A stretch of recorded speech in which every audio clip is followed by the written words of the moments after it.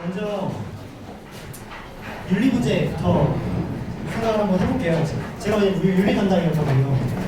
대답은 여러분께서 본인 담당이시더라도 충분히 손 드시고 얘기를 하시면 됩니다. 첫 번째는 이런 얘기가 있었습니다. 법적인 문제는 굉장히 복잡하니까 사람의 그 운전자의 패턴을 주행 전략에 투영을 시키고 거기에 따라서 잘 주행한 다음에 그것의 책임은 사용자에게 묻자, 운전자에게 묻자라는 얘기였습니다. 근데 이것도 이렇게 불현실한 게 아닌 게 어느 정도 트레이닝 기간을 갖자고 하더라고요. 데이터를 게더링을 해서 트레이닝을 해서 모델을 쌓고 그 모델의 책임은 전체적으로 운전자에게 묻자. 여기에 대해서 혹시 생각이 있으신가요? 네, 한번 패널분께서 한번 써주시죠. 어떻게 생각하세요? 좀 이해가 안 되는 부분이 있는데요. 운전자에게 책임을 묻는다. 그럼 운전자는 아무것도 안 했잖아. 우이찬 자율주행 차를 그렇게 길들인 죄죠. 자신의 차를 자기에 맞게 길들인다. 그리고 이해가 안 됐었습니다. 방금 대답은 이해가 안 되시나요?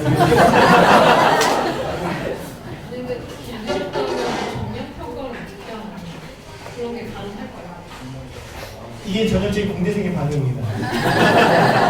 그래서 저는 어떻게 일을 했냐면은 트레이닝 기간을 갖자가 데이터를 충분히 쌓으면 모델을 쌓을 수 있잖아요. 뭐 운전 패턴이라든지 상황에 따른 패턴이라든지 뭐 빅데이터를 이용하든 그래서 모델을 자체를 그 사람의 빅데이터를 얻을 때까지는 개인에게 컨트롤을 맡기고 근데 어느 정도 데이터가 쌓이면 그 모델에게 맡기고 그 모델은 그 사람이라고 생각을 하자. 몇만 킬로 주행 때까지는 데이터를 쌓고 저 도드 의견 잠깐 공대생을 하겠습니다. 저는 교통체계 무인자동차 셀프레바이크하고 갈 때 있어서 또 중요한 점 저희가 가야 될 것은 신호등이 나오는 부분에 대부분 서버가 저는 설치될 거라고 봅니다. 그래서 이 차가 좌회전할지 직진할지 우회전할지 시도를 줄 것이고 거기에 대한 통제권들을 저는 그다음 교통 시스템에서 가져가서 그러한 인터넷이 패킷 스위치인 것처럼 자동차도 하나의 패킷으로 도로에서 돌아다니는 것이 궁극적으로 무인자동차에 유행하는 패턴이라고 보고 있고요. 그래서 개인이 어떠한 패턴으로 운전하는 걸 학습해서 책임지는 것 이런 건 제가 보기에 있을 수 없다고 생각합니다. 즉 셀프드라이빙 카에서 우리가 개념을 가져야 될 것은 자동차는 운전하는 사체가 오브젝트가 되지 않을 거라고 생각이 들어요. 그렇기 때문에 어떤 개인의 책임보다는 이것의 소프트웨어를 만들어냈고 운영하는 사람들에게 어떤 의무적인 책임성이라든지 도덕적인 책임성이 되지 않을까.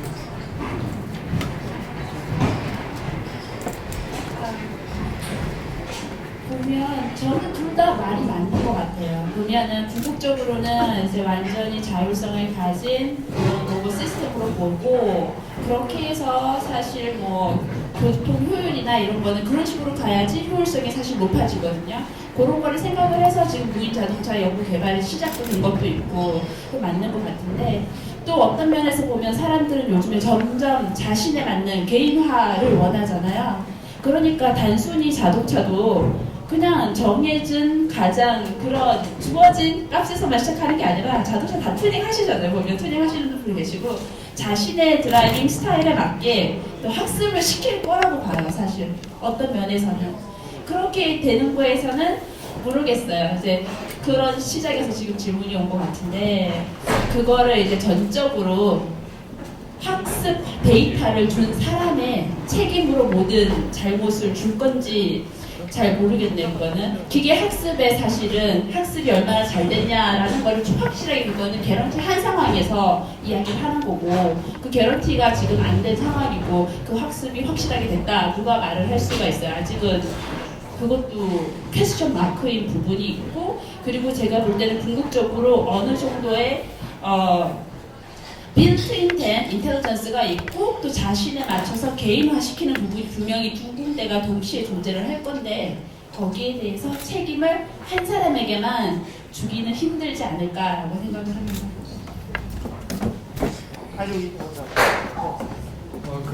저는 이제 그 질문을 듣는 순간 코딩을 머릿속으로 막 생각을 하기 시작했어요. 어떻게 하면 프로를 짜지 이러고 있었는데 하다 보니까 막히네요. 어떤 부분이 막히냐면 데이터 게더링을 한다고 해서 했을 때 내가 한 10년간 운전을 했을 때 이 세상에 있는 모든 케이스들을 내가 다 접할 수 있었을까?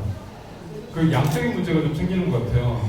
그랬을 때 사고 난 거는 정말 예상치도 못한 어처구니 없는 상황에 딱 닥쳤을 때 사고가 났는데 그거를 그러면 내가 학습을 시켰을 수 있는 능력이 됐었을까? 그 데이터가 모아졌을까?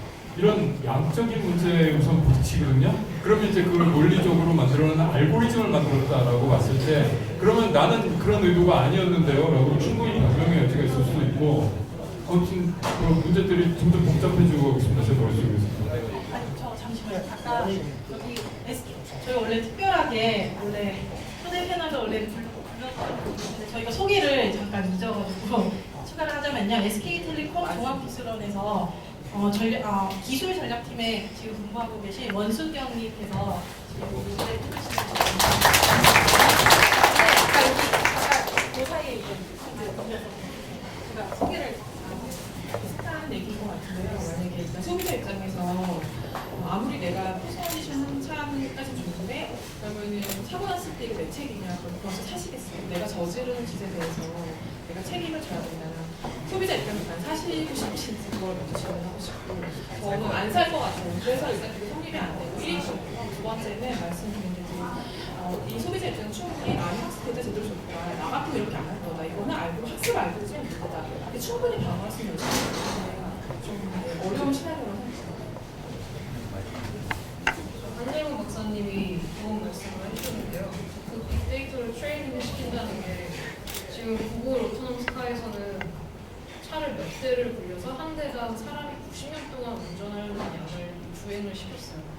그만큼의 데이터를 얻어서 정말 최대한 예외적인 상황에 방어를 하려고 그만큼의 데이터를 이제 모아서 지금 최적화시킨 그런 알고리즘을 운행을 하고 있는데 그거를 퍼스널라이제이션을 한다고 몇만 킬로를 운전한 다음에 퍼스널라이제이션 됐어요. 이렇게 하기도 힘들고요. 일단 차라는 게 정해져 있는 교통법규에 따라서 움직이는 건데 퍼스널 로봇 같은 경우에는 퍼스널라이제이션이 정말 맞는 분야지만 자동차의 경우에는 퍼스널라이제이션이 예를 들어서 제동거리 아니면은 가속하는 가속하는 시간 그런 거 외에 얼마나 퍼스널라이제이션 할 수 있는 여지가 있을지 그런 것도 좀 제가 한 가지 다른 질문 좀 넘어가려고요. 그 윤리에 관해서 한 가지 추가 질문도 하고 그다음에 감정노무사 이런 여성에 대해 좀 넘어가도록 하겠습니다.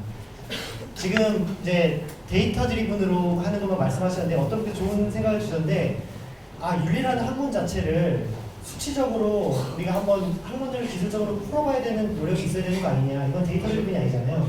윤리 자체를 어떤 로지컬하게 그렇게 하는 거죠. 연역적으로. 그래서 윤리를 수치화하는 학문에 맡기고 그런 수치들에 따라서 어차피 로봇과 소통을 하면 되지 않을까 이런 것이 가능할까에 대해서 어떻게 생각하시는지. 네. 지금 여기 다 공학자분들이 있어서 어떻게만 생각하고 계세요?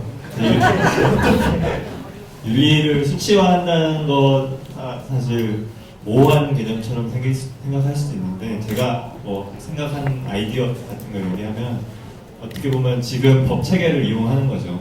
네, 지금 변호사들이 하고 있는 거는 지금 현재 케이스에 가장 유사한 예전의 판례들을 찾고 그 판례가 지금 상황에 가장 적용되어야 된다라고 주장을 하고 판사가 땅땅땅 하는 건데 그러면 이 윤리적인 결정을 해야 되는 상황에서 가장 올바른 결정을 하기 위한 수치는 그 이전 판례의 유사성으로 생각할 수도 있지 않을까라는 생각도 내려봅니다. 근데 제가 궁금한 건데요. 진짜 궁금해요. 저는 공학자가 아니잖아요. 공학자가 아닌 상황에서 궁금한 건데 지금 여러분들이 지금 풀어내시고 계시는 방법은 공학적인 접근 방법이라고 생각하거든요. 데이터를 추적하고 머신러닝을 이용해서 하시겠다고 하는데 제가 보기엔 기술은요 항상 오류를 갖고 있어요. 지금 방금 얘기하신 게 그 기술을 갖고 있는 오류들을 지적을 하시는 거잖아요. 데이터 러닝 이렇게 90년어치를 데이터를 모아도 할 수가 없다. 그거를 기술로 풀려면은 끝이 없다고 생각을 해요. 그럼 계속 우리 이런 도저리표 얘기를 계속 해야 되거든요. 이거를 기술의 문제는 항상 오류를 갖고 있는 게 당연한 건데 그 기술을 기술로 풀려고 하니까 이런 도드리표에 빠지는 거예요. 무한루프에 빠지는 거잖아요 지금. 기술의 문제는 기술로 제어할 수 없다고 생각해요 저는. 기술의 문제는 말 그대로 진짜 법체계라든가 아까 뭐 10명을 칠 거냐 1명을 칠 거냐 누구를 죽일 거냐 이거는 사실은 사건이 벌어지고 나서 법체계하고 보험체계로 잡는 거지 기술로 계속 어떻게 하면 오류를 물론 이런 고민을 해야 돼요. 어떻게 하면 오류를 줄일 수 있을 것이 당연히 해야죠. 당연히 해야 되는데 거기 암만 그렇게 풀어봐야 풀리지 않는 문제도 있을 거라고 생각을 하거든요. 그럼 결국 그거는 법과 체계와 보험과 기타 등등 이런 여러 가지 다른 체계로 잡는 거라고 생각하거든요.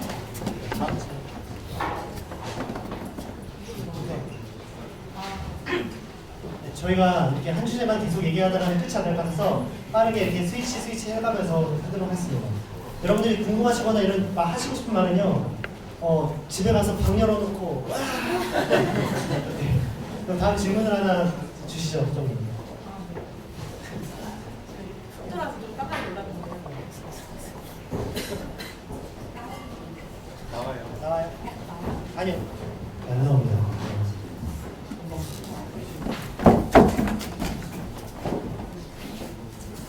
제가 드릴까요? 네. 감정 로고? 네, 먼저 시작해 그럼 네, 원론적인 것부터 좀 여쭤볼게요. 로봇에게 감정이 있다는 거는 득입니까 실입니까?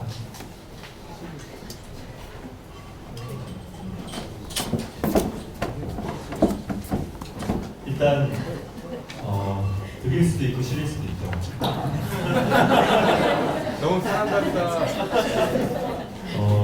저는 일단은 사실 토론하면서 또 재밌었던 건 뭐냐면 저는 사실 감정 로봇을 하고 있다고 얘기하는 전문가들 이야기들을 많이 정리해왔던 입장인데 최근에 감정 로봇에 대한 이슈들은 감정을 연구하는 사람 쪽에서 나오지 않고 지능을 연구하는 사람 쪽에서 많이 나오더라고요. 오히려 그쪽에서 뭐 우리 토론 같은 경우에는 바둑을 주는데 바둑을 이제 로봇이랑 사람이 이제 대등한 실력으로 올라가기 위해서 이겨라 라는 최종 목적을 주고 트레이닝, 이전의 데이터들을 트레이닝 시키는 거잖아요. 그러면은 약간 그 인공지능이 얘가 공격적일 수도 있고 수비적일 수도 있는데 어쨌든 그 어떤 수단과 방법을 자기 스스로 결정해 나간 거예요. 그러니까 어떻게 보면 더 확장시켜버리면 인간 사회에 로봇이 들어왔을 때 로봇이 어떤 결과를 얻기 위해서 수단과 방법을 가리지 않는 상태가 될 수도 있는데 그게 어떻게 보면은 그 안에서 우리가 감정이라고 정의하지는 않았지만 감정적인 것들도 포함됐을 때 그 사람에게 해를 끼칠 수도 있지 않느냐 이런 얘기도 나오면서 오히려 감정 연구하던 사람들은 그런 걱정 전혀 안 했거든요. 왜냐하면 왜 감정이 필요한지를 먼저 찾고 그 필요한 분야에 맞게 적용을 시켜나가는 걸 우선으로 하고 있었어요. 근데 지금은 필요한 분야를 찾기 전에 지능이 제너럴라이제이션 되면서 이런 상황에서 감정이 들어오면 큰일 나겠네 라는 이야기로 오히려 이슈화 되고 있기 때문에 오히려 지금 감정 연구하던 사람들은 득이 되기 위해서 노력을 하고 있죠. 근데 지금은 좀 실이 될 수도 있는 것들이 이슈되고 있습니다. 저도 공을 짜서 생각이 든 거는 어떤 코스트 펑션을 정하는데 감정이라는 것이 레귤러라이제이션 텀이 될 수 있다. 이렇게 이해해도 되나요? 이동희 박사님 한번 말씀해 주시죠. 모르겠어요. 다른 의견 있으신가요?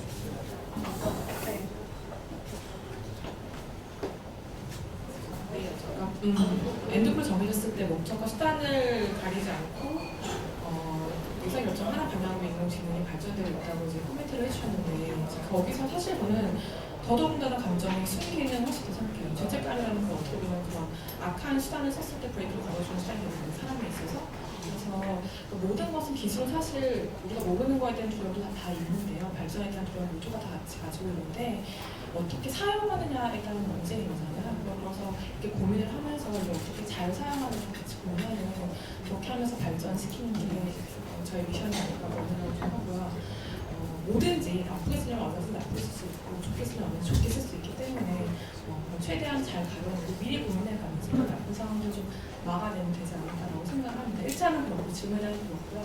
그러니까 기대하셨던 답을 제가 아까 잠깐 얘기했던 거는 저는 감정이 득이냐 실이냐를 떠나서 서비스 입장에서는 필요해요. 왜 필요하냐면 로봇은 사람과 서비스, 테크놀로지가 많은 적정 매개체라고 생각하거든요. 입장에서. 그래서 이런 로봇들이 이제 보이스를 가지고 리액션이 더 되면 사람이 더 커뮤니케이션 하고 하길 원해요. 그런 경우에 그거를 딱딱한 말보다 좀 더 부드러운 말, 그냥 감정 없는 말보다 감정 좀 실리는 말, 이렇게 하면 소비자한테 더 좋은 경험을 줄 수 있기 때문에 감정을 이렇게 교감하는 펑션 좀 기능이 좀 필요하다고 생각을 하고, 그런 면에서 이제 로봇 자체가 감정을 가지고 있는 거면 득이하실 이런 거 아까 끝나서 어떻게 이거를 잘 사용해서 어떻게 서비스에 잘 녹여낼 수 있고, 어떻게 사람 좋잖아요. 내가 이렇게 외로울 때, 삶이 외로울 때 누가 옆에서 한마디 더 좋게 던지는 그런 로봇이 옆에 있다면 더 그건 좋은 거거든요. 그렇게 어떻게 하면 잘 사용할 수 있을까라는 도움을 좀 많이 해주셨으면 좋겠습니다. 이재호 박사님. 네, 저 공학자 입장에서 그 인간의 감정의 그 메커니즘 있잖아요. 그 감정의 메커니즘을 잘 이용하면은 그 메커니즘 자체를 로봇에게 잘 녹여주면 로봇이 굉장히 득이 되는 로봇이 될 수 있다고 생각하거든요. 그 뭐 이제 묻겠지만 아이야 시모프의 3원칙 뭐 이제 다들 묻잖아요. 근데 그 정신만은 되게 높이 사야 된다고 봐요.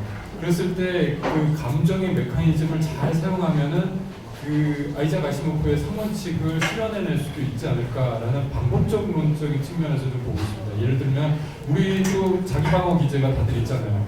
뭐 슬픔, 뭐 분노, 뭐 많죠. 뭐 변명, 뭐 거짓말까지도 나가지만 이런 쪽 말고 자기 방어 기제를 잘 사용하면은 로봇이 스스로가 자기 자신을 방어할 수 있는 그런 세 번째 법칙을 쓸 수가 있고, 그리고 인간을 항상 위해주는 그런 첫 번째 원칙, 인간을 위해서 존재하는 로봇을 위해서는 그 인간에게 기쁨을 안겨주는 그런 메커니즘, 우리가 공감을 할 때 상대방이 뭔가를 잘했을 때 내가 잘한 것 같고 내가 뿌듯하고 그래서 서로 간에 칭찬을 해주고 덕담을 해주는 이런 메커니즘을 로봇에게 잘 녹여주면 그 감정 메커니즘 자체가 로봇을 순기능하게 만드는 그런 플로우를 따라갈 수 있을 거라고 저는 생각합니다. 감정이라는 거는 수단일 수 있다. 저는 그냥 좀 요즘에 되고 있는 연구, 좀 재미있는 것들을 보면은 사실 로봇이 멍청하잖아요. 근데 이제 감정이라는 게 로봇이 멍청할 때도 득이 될 수 있고 되게 정말로 엄청 똑똑해졌을 때도 득이 될 수 있는데, 지금 멍청한 거를 좀 어느 정도 감추기 위해 감정이라는 거를 사용을 해요. 그러니까 예를 들면은 이제 ATR이라는 일본에 있는 연구소에서는 그런 정말로 로봇을 백화점 이런 데 놓고서는 하는 실험을 굉장히 많이 하는데요. 아이들이 로봇을 만나고 로봇이 멍청한 걸 깨닫고는 해코지를 하는 거예요. 발로 차고 욕하고 일본 애들이. 그러니까는 이제 그 로봇한테 그래서 그런 거를 방지하기 위해서 로봇이 어떻게 해야지 되나. 그래서 그때 로봇이 감정 표현을 하는 거죠. 제가 처음 지금 제가 있는 데를 갔을 때 MDS 로봇이 있었는데 사람들이 그 로봇을 다 너무 만지고 싶어 하는 거예요. 그래서 그 로봇한테 가까이 다가가면은 화를 내는 감정을 표현하게 했어요. 저희 로봇에 약간 자기 방어 기제로 감정을 사용하고 있는 경우도 있고요. 또 반대로 제가 그냥 좀 전에 찾아본 아티클에 의하면 로봇이 너무 똑똑해졌을 때도 있고, 사람도 자기가 너무 똑똑한데 굉장히 감정이 메말라 있는 사람들이 있잖아요. 근데 그런 거를 또 반대로 사람들은 로봇이 너무 똑똑하면 무서워하니까 그런 거를 이제 또 좀 커버하기 위해서 감정을 이용하는 경우가 많다고 합니다. 이 질문을 랩업하고, 네, 두 분께서는 서비스 측면에서 감정이라는 것이 서비스적으로 좋게 이용될 수 있다는 말씀을 하셨고요. 또 오히려 기능적인 측면을 커버해주는 역할을 한다는 말씀을 하셨고요. 그다음에 한재룡 박사님께서는 저도 신선하게 들었는데 이제까지 감정 연구가 대부분 데이터 드리븐이거든요. 관측되는 거에서 해가지고 팔았을 내용인데 오히려 그게 아니라 심리학이나 이런 기제를 통해서 바텀업이 될 수도 있다. 소비 사회공학 측에서도 배울 게 있다. 저는 이렇게 얘기를 했습니다. 여성의 문제 한번 질문 받아볼까요? 저는 그 전에 원래 질문을 한번 드리고 싶었던 게, 아니 사람도 상대방의 감정을 읽기 힘들잖아요. 근데 과연 로봇이 정말 그 감정을 읽어낼 수 있을까? 저도 약간 조금 그런 근본적인 질문이 좀 들었었거든요. 막 어느 정도 정량적인 것도 그냥 이 정도 커버를 할 수 있다는 거로 그냥 만족을 해야 되는 건지, 사람도 하기 힘든 거를 과연 로봇한테 어느 정도 트레이닝 시킬 수 있다고 생각하시는지, 저희 쪽에 그런 질문이 좀 있어가지고 혹시 생각 있으시면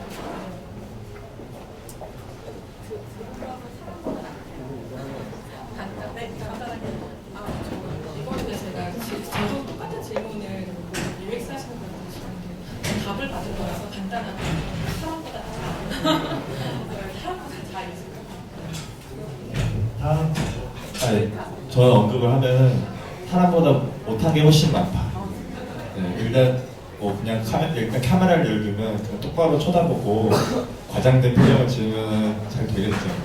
근데 저기서 사람 멀리서 걸어오는데 우리는 걸음걸이만 보든지 아니면 딱 가까이 와서 미세한 표정, 지금 미세한 표정 같은 것도 잘 구현하면 인식을 하겠지만 뭔가 변화에 대해서 이렇게 민감하게 반응하는데 지금 센서 시스템, 그 어떤 알고리즘 측면보다는 그 사람을 인식하는 센서가 좀 혁명이 일어나야 더 극복이 될 수 있는 부분들이 많이 있는 것 같아요. 사람을 보는 거는 이만큼 다르고 그 말씀은 사람은 저런 걸 잡을 수 있고 이 사람을 볼수 있고 컴퓨터를 볼수 없다는 가정하에 그렇죠. 이제 데이터가 센서 시스템이 중요하게 중요한 거죠.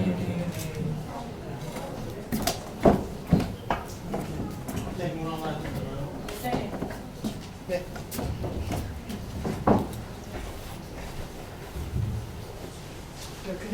그냥 간단하게 질문을 드릴게요. 그 로봇이 앞으로 시간이 지나면서 이제 더 발전하겠죠. 자, 로봇이 인류의 친구인가 아니면 인류를 위협하는 대상이 되는 가 그거에 대해서 그냥 간접식으로 그냥 좀 대답해 주시면 고맙겠습니다. 그럼 보트 할까요? 네. 우리의 로봇은 우리의 친구이다. 손 한번 들으시겠어요? 그리고 적일 것이다. 둘 다 아니다. 생각이 같으세요?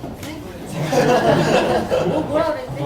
나는 아무것도 안 먹었어요. 나도 아무것도 저는 아까 박현 박사가 말했던 말에서 답을 찾았는데요. 에이브람 링컨이 한 말에서 저는 답을 찾은 것 같습니다.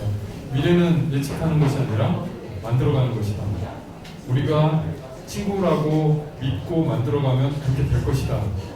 라고 그냥 믿는 사람입니다. 친구가 될 거라는 얘기를 했어요. 안 될 수도 있죠. 그렇게 안 믿으면. 근데 저기 저 여기서 이렇게 잡담하시면 안 돼요.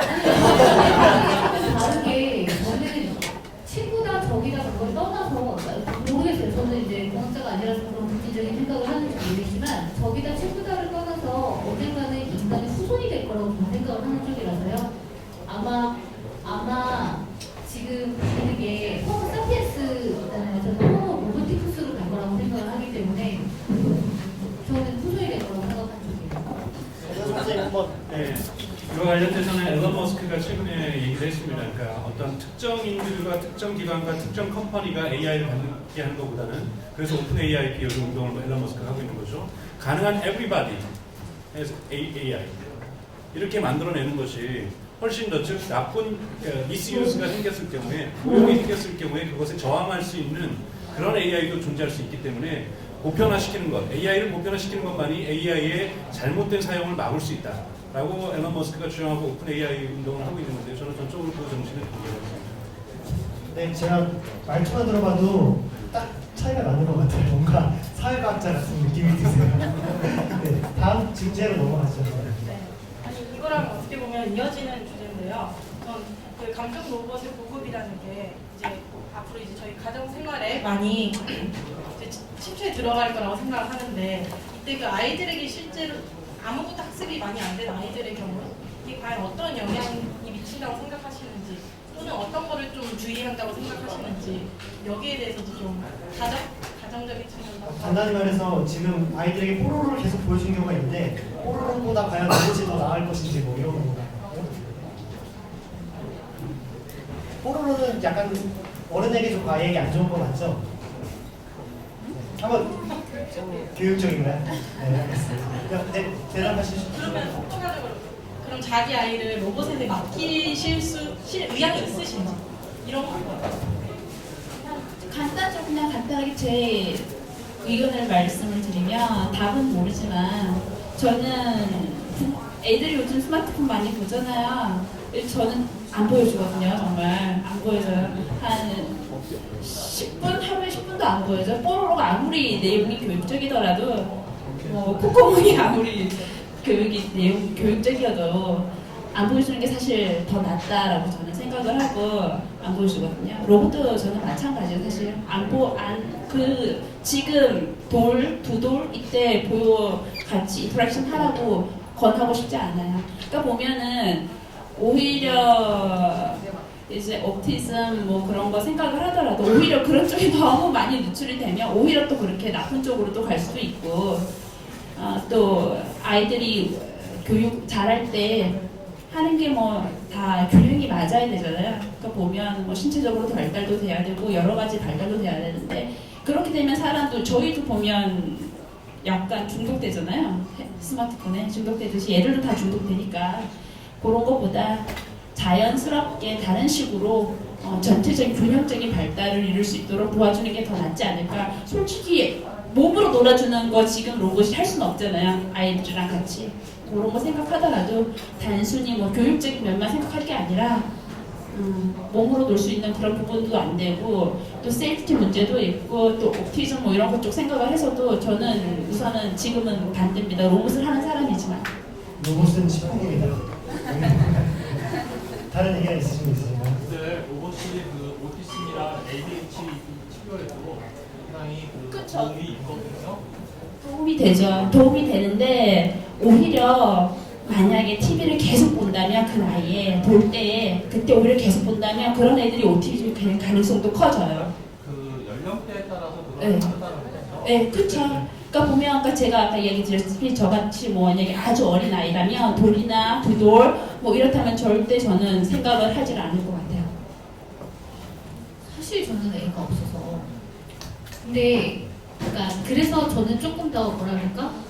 생각을 해보면 객관적으로 열심히 보자고 노력을 해서 보면은 그건 저는 단계를 나눌 것 같아요. 사실은 결국은 우리 이게 후손의 아이들 때에는 사실 로봇하고 같이 공존할 수밖에 없는 상황에 처하게 됐기 때문에 예를 들어서 뭐 0세부터 1세까지, 그러니까 만 12개월 될 때까지, 그때까지는 그 부모와 그 정서적인 그 교감이 굉장히 중요한 시기잖아요. 그리고 또 1세에서 3세까지가 또 중요한 시기고, 그러니까 그렇게 단계를 나눠서 저는 단계적으로 오픈을 해줄 것 같거든요. 그게 균형적인 그런 게 중요하다. 네, 마이크를 넘겨볼까요? 이 질문 혹시 있으신가요? 네. 혹시 이 질문 나 진짜 꼭 한번 하고 싶다. 저희가 안 뽑아줘서 너무 아쉽다라고 혹시 생각하시는 분 있으면 상품은 언제든지 기다리고 있습니다. 아니면 노동 문제 넘어가 볼까요? 여섯 문제 끝났나요? 하나 더 하셔도 될 것 같은데. 근데 여기 여성 문제도 있지만 이제 지금은 어린아이라도 학습이 많이 안 되고 그래서 큰 영향을 미친다고 생각하기 때문에 이제 이런 토론이 이루어지는데 어떻게 보면 노인 문제를 더 학습이 되고 충분히 그런 트레이닝이 있음에도 불구하고 노인으로 똑같은 문제를 적용한다면 그럼 혹시 의견이 바뀌시는지 좀 그것도 좀 궁금하거든요. 혹시 의견 저는 바뀌어요. 잠깐. 네, 저는 바뀌어요. 노인 문제는 그 어린이 교육 문제하고는 전혀 다르다고 생각해요. 그거는 적극적으로 뭐 예방이나 치료에도 얼마든지 사용할 수 있는 거고 정서적 교감에도 굉장히 중요한 역할을 할 거기 때문에 저는 당연히 노인 문제는 당연히 바뀌죠. 그렇지 않나요? 그죠? 네, 약간 저 거부감도 있을 거라 생각하는 게 이게 로봇 기술은 아니지만 우리가 나이 많으신 분들 요양원 보낸다 하는 우리 자식 죄책감 갖는 분들 많거든요. 저도 할머니 지금 치매에 걸리셔서 돌아가셨지만 그 자식분이 계속 수발을 하셨거든요. 그런데 요양원 보내려고 하는 거에 대해서 현실적으로 사정이 안 되면 보내야 되지 라고 하시는 분도 있고 그거에 무슨 자식 때문에 돌이냐, 그거 어차피 가면 죽으러 들어가는 건데 들어와서 임기면 꽂아주고 끝나는 건데 그런 경우로 생각했을 때 노인 그 심리 어떤 그 후에 도움을 주기 위해서 로봇을 제공하는 게 현실적으로 이제 고령화 사회가 왔을 때는 필요할 수는 있어요. 필요할 수 있는데 역시나 거부 반응도 있을 거라는 저는 분명한 생각이 듭니다. 보면은 그러니까 이게 로봇이 꼭 요양원과 같은 거라고 저는 생각을 하지 않아요. 로봇은 사실은 그 노인분들의 독립을 도와주는 장치로 쓰면 되거든요. 그게 사실은 목적이에요. 사실은 그 노인들이 뭐 간병인에 의해서 이렇게 다 하는 것보다 차라리 그럴 때 자신이 더 독립적으로 된다고 여길 수가 있기 때문에 그 노인이 자신이 그 기구로 인해서 그 기기 장치로 인해서 더 독립적이 된다고 느낀다면 충분히 좋은 효과를 준다고 생각합니다. 우리나라 속담에 김병의 효자 없다고 그러잖아요. 사실 그 왜 김병의 효자가 없을까? 그 효자였던 사람들이 왜 불효자가 될까를 생각해 보면 도저히 인간으로서 하기 힘든 일을 계속 꾸준히 하고 있는 거예요. 이거 언제 끝날지도 모르는 일을. 그러다 보면 고통을 계속 받다 보면 희망 없이 받다 보면은 스스로 끊고 싶거든요. 그런데 그 고통스러운 부분을 로봇이 채워줄 수 있다면 그렇다면은 더 인간적인 사회를 만드는 데 로봇이 기여한 거 아닐까요? 그렇기 때문에 로봇이 지향해야 될 바, 인간이 하기 힘들고 어렵고 귀찮고 더럽고 위험한 일, 이런 거 위주로 만들어내는 것이 필요하다고 생각합니다.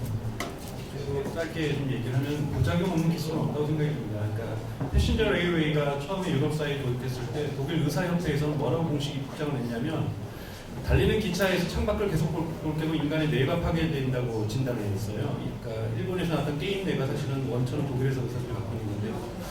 빅토르 위고 같은 경우 뭐라고 얘기를 했냐면 내가 걸어다니거나 말을 타고 여행했을 때는 들판에 핀 꽃한 송이를 볼 수 있었지만 기차를 타고 달리면 이상하게 노란 손으로 보이고 파란 손으로 보이고 인간의 시각을 방해하는 매우 사악한 물건이라고 빅토르 위고가 비판합니다. 빅토르 위고나 독일 의사협회는 당대 엘리트들이었고 지식인들이었죠. 이들이 경험했던 기차의 속도가 시속 30km였습니다. 시속 30km를 인류가 처음으로 접해보면서 느꼈던 다양한 갈등들, 저는 그 갈등이 나쁘다는 것이 아니에요.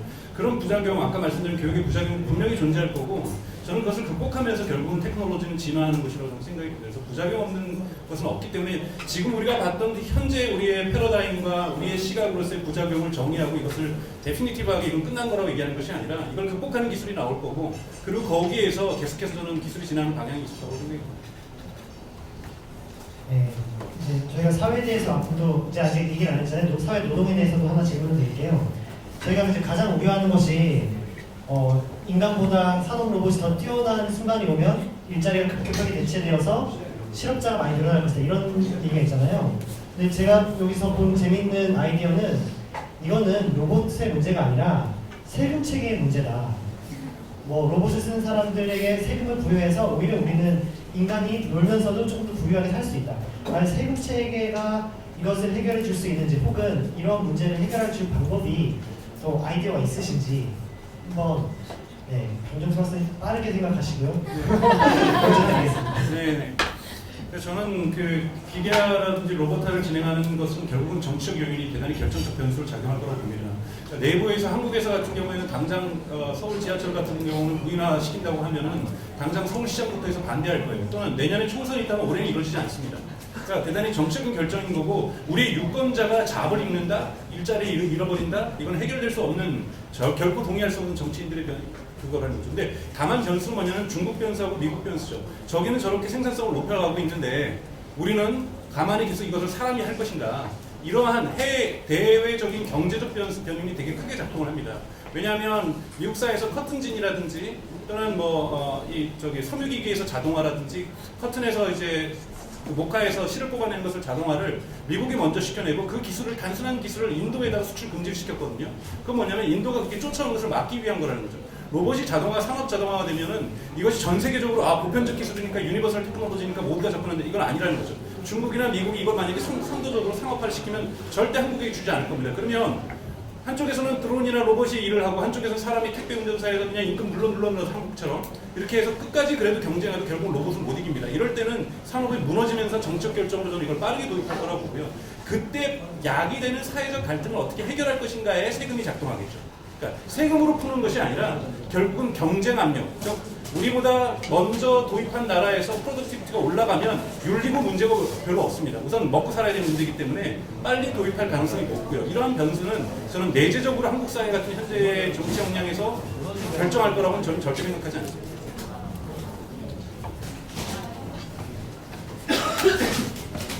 저도 결국엔 정치 문제라는 데는 동의합니다.